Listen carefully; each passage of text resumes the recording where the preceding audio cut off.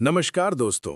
आज हम एक ऐसे शास्त्रार्थ पर बात करने जा रहे हैं जहां एक ओर युवा सन्यासी आदि शंकराचार्य, दूसरी ओर महान विद्वान मंडन मिश्र और निर्णायिका बनी विदुषी अभय भारती। ये केवल शास्त्रार्थ नहीं था, ये सत्य की खोज थी जिसकी गूंज आज भी वेदांत और मीमांसा के गलियारों में सुनाई देती है। ये केवल वाद विवाद नहीं था, ये था ज्ञान और कर्म, संन्यास और गृहस्थ धर्म, ब्रह्म ज्ञान और कर्मकांड के बीच का महायुद्ध। एक ओर थे अद्वैत वेदांत के युवा सन्यासी आदि शंकराचार्य, दूसरी ओर थे प्रख्यात मीमांसक विद्वान मंडन मिश्र और इस दिव्य शास्त्रार्थ के निर्णायिका बनी उनकी धर्मपत्नी विदुषी अभय भारती। कहते हैं जब शंकराचार्य मिथिला की भूमि पर पहुंचे तो वहां वैदिक कर्मकांड की ध्वजा ऊंची थी। मंडन मिश्र पूर्व मीमांसा के आचार्य माने जाते थे। उनका मत था कि कर्म ही प्रधान है, यज्ञ, अनुष्ठान, अग्निहोत्र यही मोक्ष का मार्ग है। पर शंकराचार्य ने घोषणा की कि न कर्मणा, न प्रजया, न धनेन, केवलम ब्रह्म विद्या से ही मोक्ष संभव है। आत्मा नित्य, शुद्ध, बुद्ध, मुक्त स्वभाव है। अहम ब्रह्मास्मि। दोनों महान विद्वानों के बीच शास्त्रार्थ प्रारंभ हुआ। विषय था कर्म बनाम ज्ञान। मंडन मिश्र ने तर्क दिया कि जब तक शरीर है तब तक कर्म अनिवार्य है। वेदों का पूर्व भाग कर्मकांड ही जीवन का आधार है। उन्होंने कहा कि यदि कर्म त्याग दिया जाए तो समाज और धर्म की संरचना कैसे टिकेगी। शंकराचार्य ने शांत स्वर में उत्तर दिया, कर्म अज्ञान से उत्पन्न है। जब तक कर्तृत्व भाव है तब तक बंधन है, पर जब आत्मा का साक्षात्कार हो जाता है तब ज्ञानी जानता है कि ना हम कर्ता न भोक्ता। आत्मा साक्षी मात्र है, दृष्टा है, दृश्य नहीं। शास्त्रार्थ दिन प्रतिदिन गहराता गया। वेद, उपनिषद, ब्रह्मसूत्र सबके मंत्र गूंजने लगे।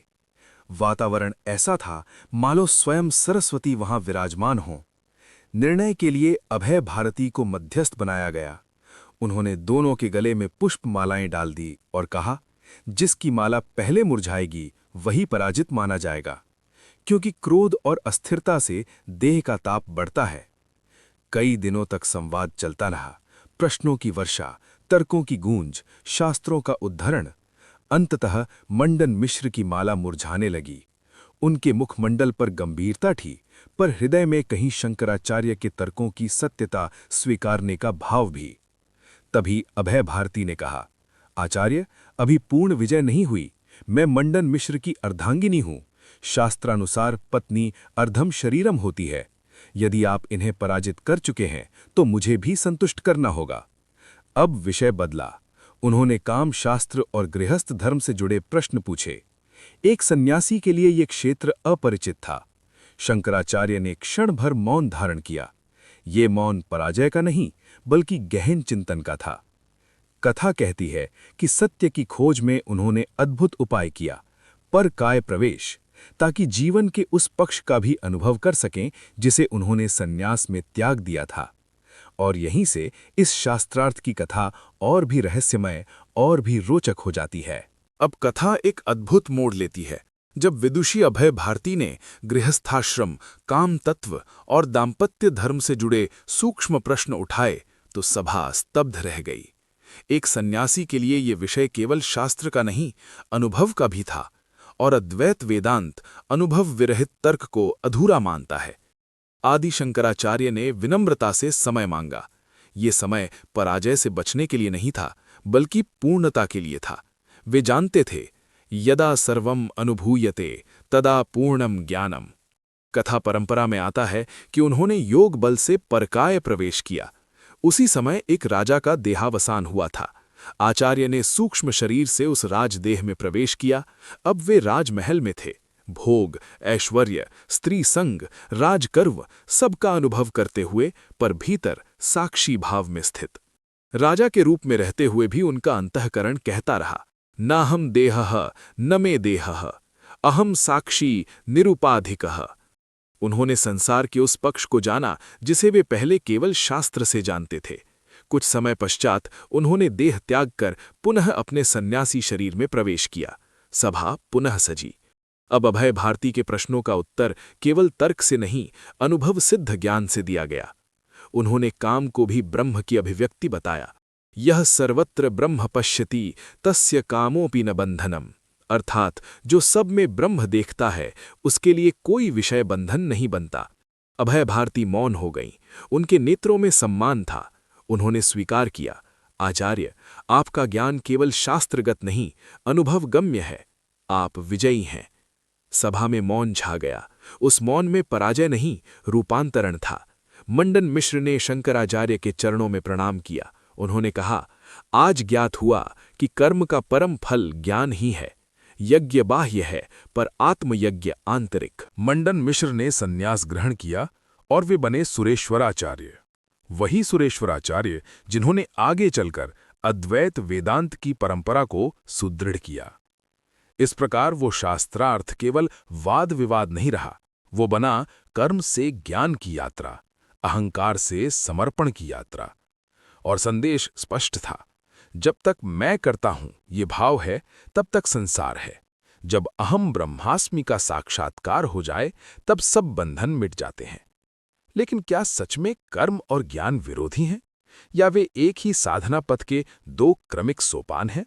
अब प्रश्न उठता है, क्या वास्तव में कर्म और ज्ञान परस्पर विरोधी हैं, या वे एक ही साधना पथ के दो क्रमिक सोपान हैं? सभा के उपरांत जब शास्त्रार्थ की ध्वनि शांत हुई, तब गुरु और शिष्य के मध्य एक और सूक्ष्म संवाद प्रारंभ हुआ। अब मंडन मिश्र केवल प्रतिपक्षी नहीं थे, वे जिज्ञासु बन चुके थे। उनके अंतःकरण में प्रश्न था, यदि सब कुछ ब्रह्म ही है तो फिर वेदों में वर्णित कर्मों का स्थान क्या है? आदि शंकराचार्य ने उत्तर दिया, कर्म चित्त शुद्धये न तु वस्तु प्राप्तये। अर्थात कर्म वस्तु यानी ब्रह्म को प्राप्त करने के लिए नहीं, बल्कि चित्त को निर्मल करने के लिए है। उन्होंने समझाया, जब तक मन मल यानी अशुद्धि, विक्षेप यानी चंचलता और आवरण यानी अज्ञान से आच्छादित है, तब तक आत्मतत्व प्रकट नहीं होता। यज्ञ, दान, तप ये सब मन को शुद्ध करने के साधन है, परंतु अंतिम बोध तत्वमसि केवल ज्ञान से होता है।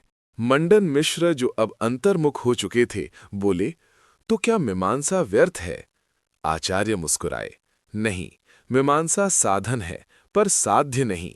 जैसे नाव नदी पार कराने के लिए होती है, वैसे ही कर्म मन को तैयार करते हैं, पर जब पार पहुंच जाओ तो नाव को सिर पर उठाकर नहीं चलते। ये सुनकर मंडन मिश्र का अहंकार पूर्णतः गल गया। उन्होंने कहा, आज ज्ञात हुआ कि कर्म का परम लक्ष्य आत्मबोध है।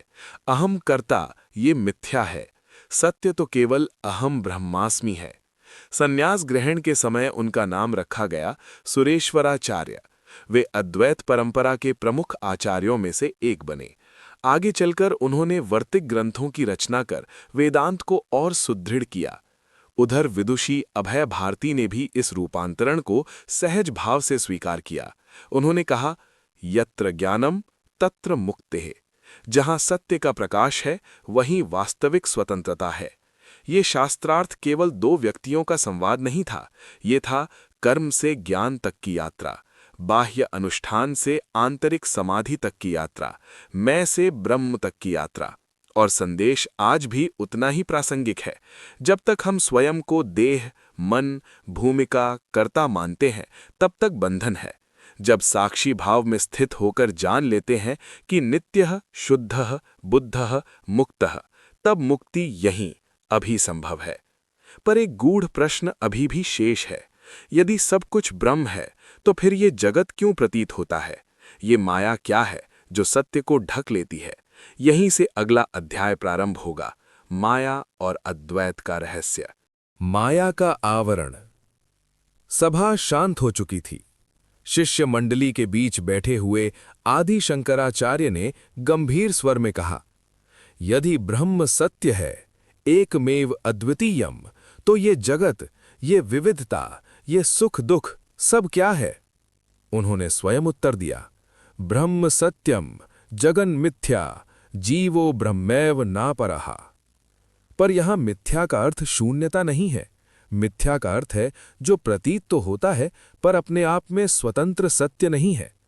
जैसे अंधकार में रस्सी को सर्प समझ लेना, वो सर्प अनुभव में आता है, भय भी उत्पन्न करता है, पर वास्तव में वहां केवल रस्सी है। आचार्य ने समझाया, अज्ञानात एव संसारः। अज्ञान से ही संसार का अनुभव होता है। जब तक आत्मा को देह से अभिन्न मानते हैं, तब तक मैं और मेरा का भाव बना रहता है। यही अविद्या है, यही माया है। अब सुरेश्वराचार्य बने मंडन मिश्र ने प्रश्न किया, यदि माया अनादि है तो क्या ये अनंत भी है? आचार्य ने उत्तर दिया, अनादि है पर अनंत नहीं। ज्ञान से इसका नाश होता है। जैसे सूर्य उदित होते ही अंधकार मिट जाता है, वैसे ही आत्मबोध होते ही माया का आवरण हट जाता है। उन्होंने 3 स्तरों की सत्ता समझाई, प्रातिभासिक स्वप्न जैसा, व्यावहारिक जागृत संसार जैसा और पारमार्थिक केवल ब्रह्म। फिर आचार्य ने कहा, दृष्टा भव दृश्यात मुक्तो भव। दृश्य से अपने को अलग जानो। तुम वो नहीं हो जो बदलता है, तुम वो हो जो सब परिवर्तन को देखता है। शिष्य मंडली मौन थी। वो मौन केवल शब्दों का अभाव नहीं, बल्कि अंतर्मुखी चिंतन का संकेत था। आचार्य ने अंतिम सूत्र दिया, आत्मा न जायते न म्रियते न हन्यते हन्यमाने शरीरे। जो वास्तव में तुम हो वो न जन्म लेता है न मरता है। और यहीं से अद्वैत का सार स्पष्ट होता है। मुक्ति कहीं दूर भविष्य में नहीं, न किसी स्वर्ग में। मुक्ति है स्वरूप की पहचान। पर एक और सूक्ष्म प्रश्न शेष है। यदि आत्मा सदैव मुक्त है तो साधना क्यों, ध्यान क्यों, गुरु की आवश्यकता क्यों? अब प्रश्न अत्यंत सूक्ष्म हो जाता है। यदि आत्मा सदैव नित्य शुद्ध बुद्ध मुक्त है तो फिर साधना क्यों, गुरु क्यों, उपदेश क्यों? शिष्य मंडली के मध्य विराजमान आदि शंकराचार्य ने शांत स्वर में कहा, साधना आत्मा को प्राप्त करने के लिए नहीं है। साधना अज्ञान के आवरण को हटाने के लिए है। उन्होंने उदाहरण दिया, सूर्य सदैव आकाश में है। बादल उसे ढक सकते हैं, मिटा नहीं सकते। साधना वो वायु है जो बादलों को हटाती है। अब सुरेश्वराचार्य बने पूर्व मीमांसक मंडन मिश्र ने प्रश्न किया, यदि ज्ञान ही पर्याप्त है तो क्या केवल शास्त्र पढ़ लेने से मुक्ति संभव है? आचार्य ने उत्तर दिया, न केवल शास्त्र ज्ञान, न केवल तर्क। श्रवण, मनन, निदिध्यासन ये त्रिपुटी आवश्यक है। श्रवण, गुरु से महावाक्य सुनना, जैसे तत्वमसि। मनन, उस पर गहन चिंतन कर संशय का निवारण करना। निदिध्यासन, उस सत्य में निरंतर स्थित होना। उन्होंने स्पष्ट किया, गुरु वो नहीं जो तुम्हें कुछ नया देता है। गुरु वो है जो तुम्हें तुम्हारा ही स्वरूप दिखा देता है। गुरु का कार्य दीपक जलाना है। ज्ञान का प्रकाश भीतर पहले से है। इसलिए कहा गया, गुरुर्ब्रह्मा गुरुर्विष्णु गुरुर्देवो महेश्वरः। क्योंकि गुरु ही अज्ञान का नाश करता है। फिर आचार्य ने एक और गूढ़ सूत्र दिया, चित्तस्य शुद्धये कर्म आत्मनः बोधाय ज्ञानम। कर्म मन को निर्मल करते हैं, पर आत्मा का साक्षात्कार केवल ज्ञान से होता है। सभा में बैठे शिष्यों के मन में अब एक और प्रश्न उठा, यदि सब कुछ ब्रह्म है तो फिर भक्ति का क्या स्थान है? आचार्य मुस्कुराए, ज्ञान और भक्ति विरोधी नहीं, परम ज्ञान ही परम भक्ति है। जब ज्ञानी जानता है कि सर्वम खलविदम ब्रह्म, तब उसका प्रत्येक श्वास ईश्वर को समर्पित हो जाता है। उन्होंने कहा, अहंकार का लय ही भक्ति है, अविद्या का नाश ही ज्ञान है, और दोनों का फल शांति। अब वातावरण में गहन शांति थी। कोई विवाद नहीं, कोई प्रतिपक्ष नहीं, केवल एक अनुभव कि सत्य शब्दों से परे है, परंतु शब्द उस ओर संकेत अवश्य करते हैं। परंतु एक अंतिम प्रश्न शेष है। आत्मबोध होने पर ज्ञानी का जीवन कैसा होता है? क्या वह संसार छोड़ देता है या संसार में रहते हुए भी मुक्त रहता है? जीवन मुक्त की अवस्था। सभा में एक शिष्य ने विनम्रता से प्रश्न किया, भगवन, आत्मबोध के पश्चात ज्ञानी कैसा होता है? क्या वो संसार त्याग देता है या व्यवहार में भी संलग्न रहता है? आदि शंकराचार्य ने उत्तर दिया, जीवन मुक्त वो है जो देह में रहते हुए भी देहाभिमान से मुक्त है। उन्होंने कहा, न स गच्छति न तिष्ठति न कर्म करोति, सर्वम स्वभावतः भवति। अर्थात ज्ञानी बाहर से कर्म करता हुआ प्रतीत हो सकता है, पर भीतर अकर्ता होता है। वो जान चुका है, ना हम देह न मे देह, चिदानंद रूपो शिवो अहम। अब सुरेश्वराचार्य पूर्व के मंडन मिश्र ने पूछा, क्या जीवन मुक्त को सुख दुख स्पर्श नहीं करते? आचार्य ने समझाया, व्यवहारिक स्तर पर देह को स्पर्श होता है, पर ज्ञानी स्वयं को देह नहीं मानता। जैसे आकाश में धुआं दिखाई दे, पर आकाश उससे मलिन नहीं होता। जीवन मुक्त के लक्षण उन्होंने इस प्रकार बताए, समत्वम, सुख दुख में समान भाव, अहंकार शून्यता, मैं करता हूं का पूर्ण अभाव, अनासक्ति, कर्म करते हुए भी फल की अपेक्षा नहीं, शांति, जो बाह्य परिस्थितियों से विचलित न हो।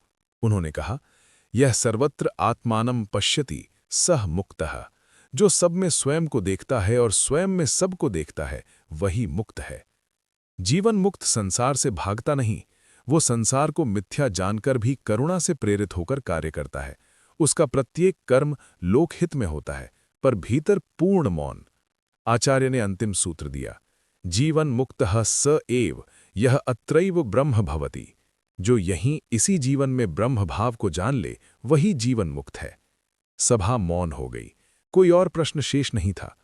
वाद समाप्त हो चुका था, पर अनुभूति प्रारंभ हुई थी, और यही उस महाशास्त्रार्थ का सार था। कर्म से ज्ञान, ज्ञान से आत्मबोध, और आत्मबोध से जीवन मुक्ति।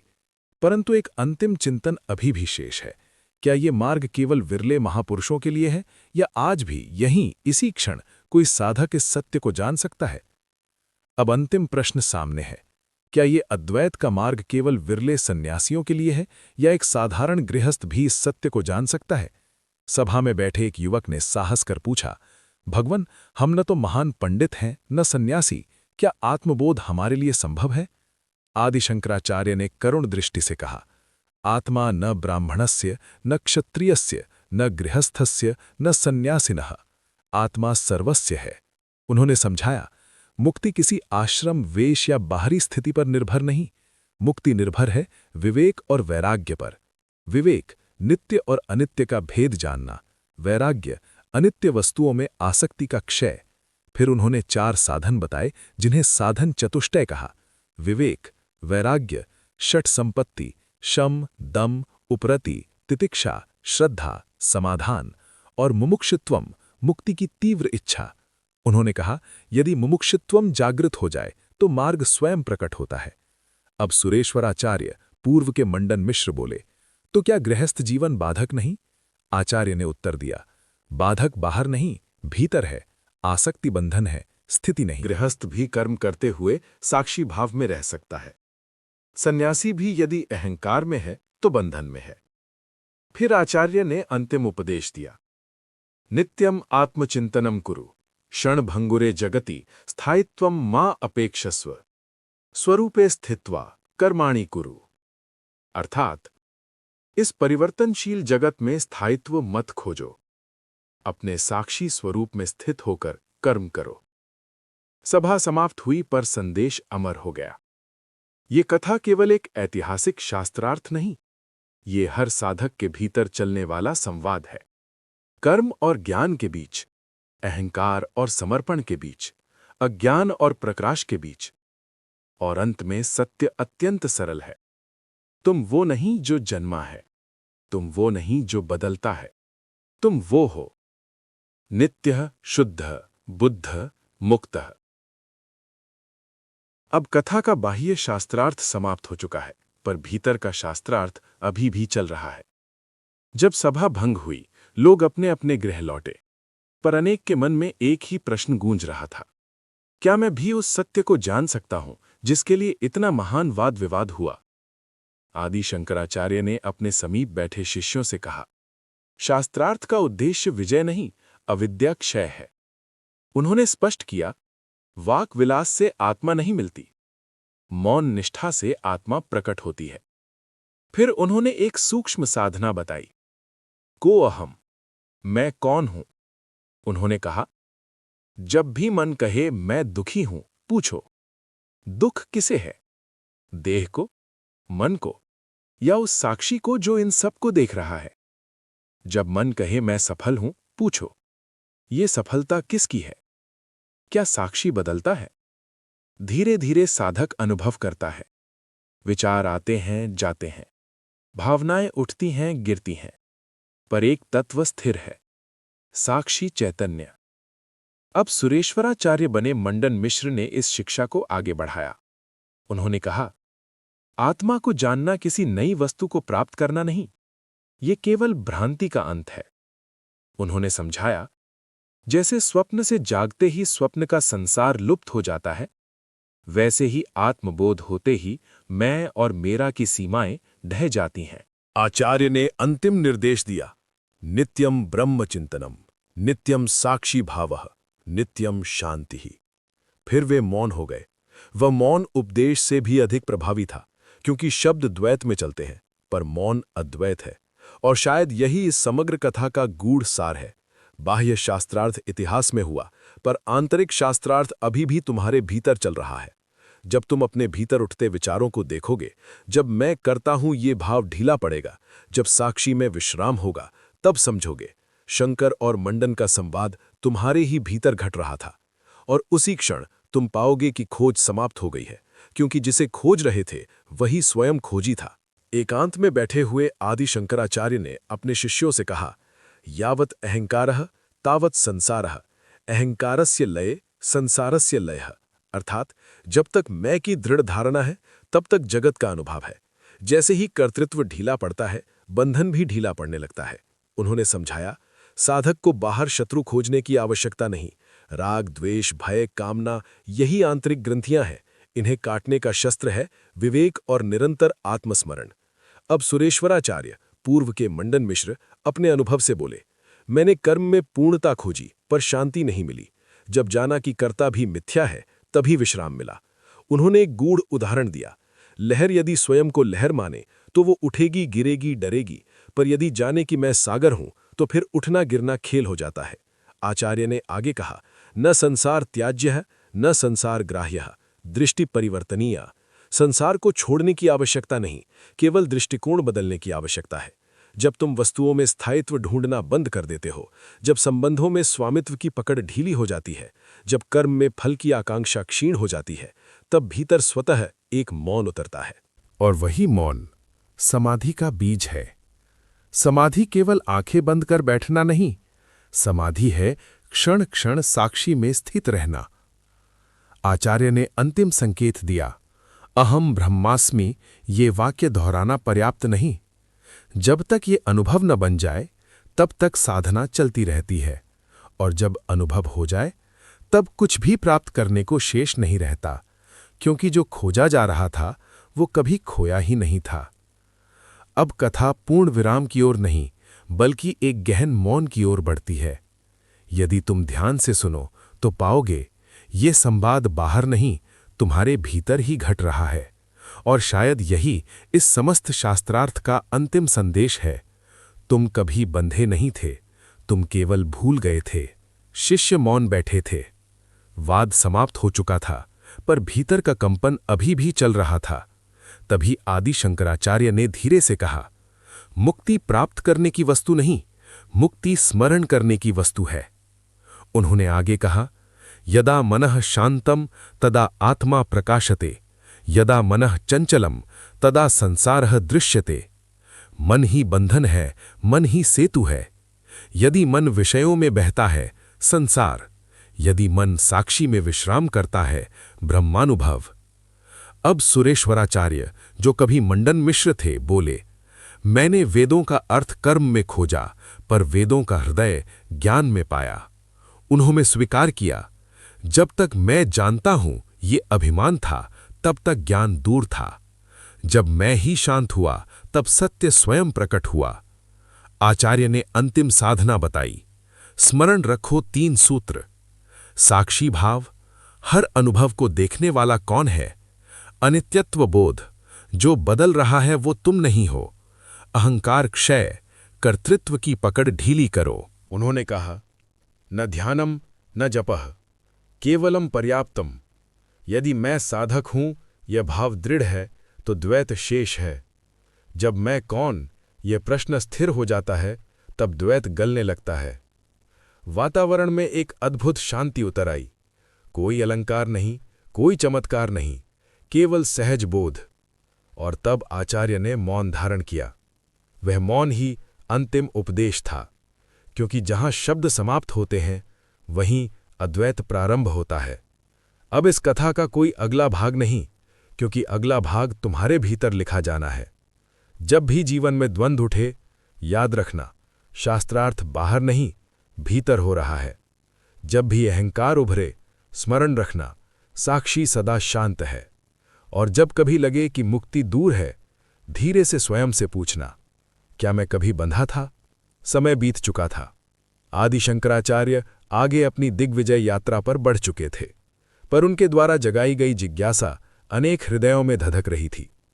सुरेश्वराचार्य, जो कभी मंडन मिश्र थे, अब स्वयं साधकों का मार्गदर्शन कर रहे थे। एक दिन एक शिष्य ने पूछा, गुरुदेव, यदि आत्मा सदा मुक्त है तो फिर अनुभव क्यों नहीं होता? सुरेश्वराचार्य ने उत्तर दिया, अनुभव नहीं, अवरोध है। सत्य अनुपस्थित नहीं, ध्यान भटका हुआ है। उन्होंने एक सरल दृष्टांत दिया। दर्पण पर धूल जम जाए तो चेहरा नहीं दिखता। चेहरा कहीं गया नहीं, केवल धूल हटानी है। फिर उन्होंने 3 आंतरिक ग्रंथियों का उल्लेख किया। अविद्या, मैं देह हूं, ये भ्रांति। कामना, अधूरेपन की भावना से उठी चाह। कर्मबंध, कर्तृत्व और फल की आसक्ति। इन तीनों का मूल है अहंकार। उन्होंने कहा, अहंकार का अर्थ है सीमित पहचान। जब तुम स्वयं को केवल नाम, शरीर, भूमिका तक सीमित करते हो, तभी भय और संघर्ष जन्म लेते हैं। फिर उन्होंने शंकराचार्य का एक सूत्र स्मरण कराया, ब्रह्म सत्यम जगन मिथ्या। पर सावधान किया, मिथ्या का अर्थ तिरस्कार नहीं, मिथ्या का अर्थ है आश्रित सत्ता। जगत है पर स्वतंत्र नहीं, उसका आधार ब्रह्म है। एक अन्य शिष्य ने पूछा, क्या जीवन मुक्त दुख से पूर्णतः मुक्त होता है? उत्तर मिला, दुख का स्पर्श देह तक हो सकता है, पर मैं दुखी हूं, ये भाव समाप्त हो जाता है।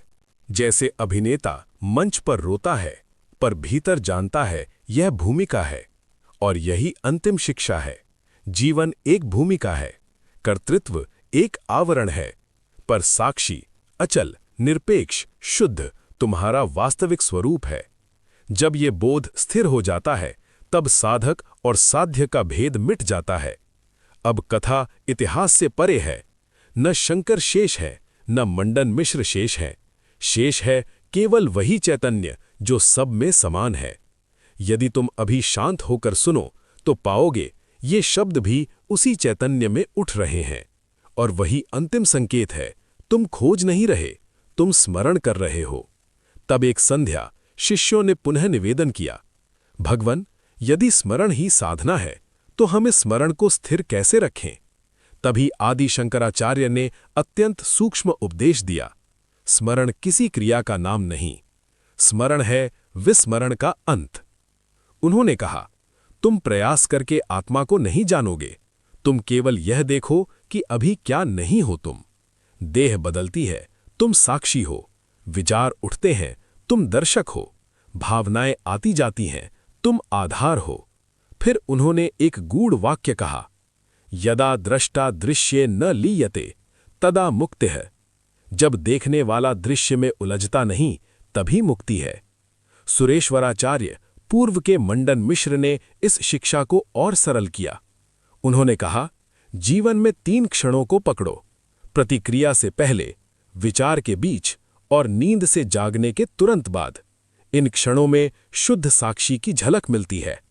उन्होंने आगे कहा, तुम्हें संसार छोड़ने की आवश्यकता नहीं, केवल हर क्षण यह स्मरण रखो, मैं अनुभव करता नहीं, अनुभव का साक्षी हूं। आचार्य ने अंतिम सूत्र दिया, न प्राप्तव्यम किंचित, न त्याज्यम किंचित, केवलम ज्ञातव्यम। कुछ भी प्राप्त करना नहीं, कुछ भी त्यागना नहीं, केवल जानना है। और जब ये जानना पूर्ण हो जाता है, तब साधक मौन हो जाता है। वही मौन जहां न प्रश्न है, न उत्तर, न वाद है, न प्रतिवाद, न कर्म है, न कर्ता, केवल एक असीम शांति।